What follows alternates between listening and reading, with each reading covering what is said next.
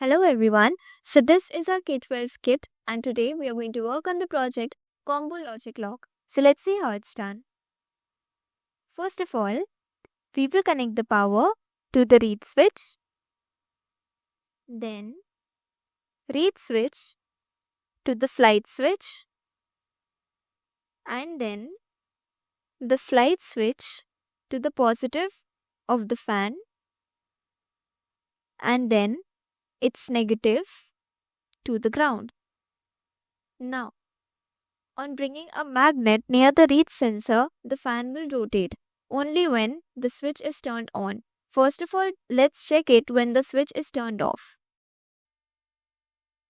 Notice how it's not rotating when we bring the magnet close to the read switch. Now let's try to turn it on. Now let's see. See how the fan starts rotating immediately as soon as we bring this magnet near the read sensor. It stops as soon as there is a long distance between the read sensor and the magnet. And this is how it's done.